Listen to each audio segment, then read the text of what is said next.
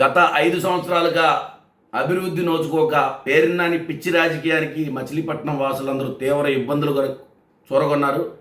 మరోసారి ప్రతిపక్షంలో కూర్చుని విధి విధానాల మీద ప్రశ్నించకుండా తన అడ్డమైన నోటితో పిచ్చి వాగుడు వాగి మరోసారి పవన్ కళ్యాణ్ గారిని టార్గెట్ చేస్తూ వాగిన పేరున్నాని కౌంటర్ ఇవ్వడానికి మా జనసేన నాయకులు, జన సైనికులు, వీర మహిళలు ఈ రోజున ఆయన బుద్ధి చెప్పే విధంగా ఆయన దిష్టి బొమ్మని దహనం చేయడం జరిగింది. పవన్ కళ్యాణ్ గారు ప్రాయశ్చిత్త దీక్ష చేస్తూ ఈరోజు రాష్ట్రానికి మరి సనాతన ధర్మానికి మంచి చేయాలనే ఆలోచనతో ప్రతి హిందువు తిరుపతి విషయంలో బాధపడకుండా మరి హిందువులందరినీ జాగృతం చేయాలనే విధంగా ఆయన ఏ మతం వారికైనా ఇటువంటి సంక్షోభం, ఇటువంటి ఇబ్బంది వచ్చినప్పుడు నేనంటూ ముందున్నాననే మెసేజ్ని ఇస్తూ ముందుకెళ్లే విధానాన్ని నిన్న ప్రెస్ మీట్ పెట్టి మరి పేరున్నాని, కొడాలి నాని, అలాగే వంశీ వీళ్ళ ముగ్గురు కూడా వాళ్ళ మీద వేసుకుని మరి మేమున్నామని చెప్పేసి పవన్ కళ్యాణ్ గారిని విమర్శించడానికి వచ్చారు.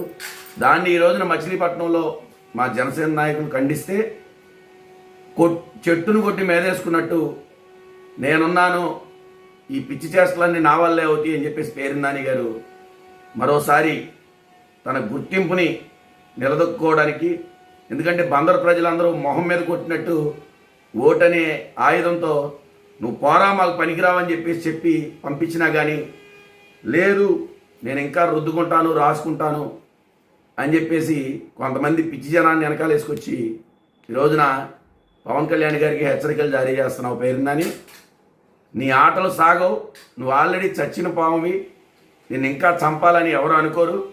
కానీ నువ్వు వాగే పిచ్చివాగుడికి పరాకాష్ఠగా నీకు బుద్ధి చెప్పడానికి మన గుడివాడలోనే మా జన సైనికులు ప్రయత్నించారు. దొడ్డిదారిన పారిపోయావు. ఈ రోజున మచిలీపట్నం వేదికగా నువ్వు చేసిన కామెంట్స్కి నీకు బుద్ధి చెప్పే ప్రయత్నం చేశారు. ఇలా జరుగుతూనే ఉంటుంది. నువ్వేదో చెంచాగాళ్ళు గిమ్చగాళ్ళు అంటున్నావు. ఆఫ్టర్ ఆల్ మా బందరు జనసేన ఇన్ఛార్జి బండి రామకృష్ణ గారి పేరు కూడా ఎత్తడానికి నీకు ఉత్సాహ.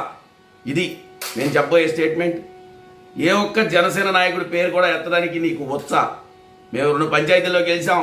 నా పేరు గళ్ళా తిమోతి, పెదయాదర సర్పంచ్, మండల ప్రెసిడెంట్ని. మా ఊరు వచ్చి కూడా నా పేరు ఎత్తకుండా మీకు ఏదో అభివృద్ధి కావాలా, రాపిడి కావాలా అని చెప్పి స్టేట్మెంట్లు ఇచ్చావు. నువ్వు చేసిన అభివృద్ధి అంతా మేము చూసాం.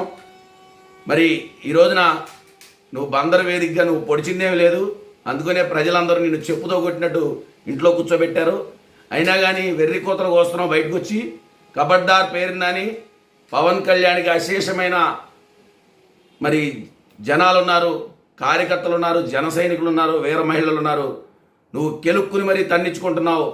ఈ పద్ధతి మంచిది కాదని చెప్పేసి మరోసారి హెచ్చరిస్తున్నావు. నువ్వు రెచ్చగొట్టినంత మాత్రాన రెచ్చిపోయేవాడు ఎవడూ లేడు.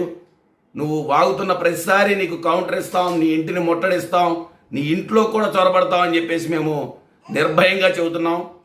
మరోసారి పవన్ కళ్యాణ్ గారి జోలికి వస్తే నీ తాట తీయడానికి కూడా మేము సిద్ధంగా ఉన్నామని చెప్పేసి కూటమి ప్రభుత్వం తరఫున ప్రతి ఒక్క జన సైనికుడు, తెలుగుదేశం మరియు బీజేపీ కార్యకర్త నీ యొక్క వ్యవహారం చూడడానికి సిద్ధంగా ఉన్నారని చెప్పేసి హెచ్చరికలు జారీ చేస్తున్నాం. జై జనసేన, జై కూటమి ప్రభుత్వం.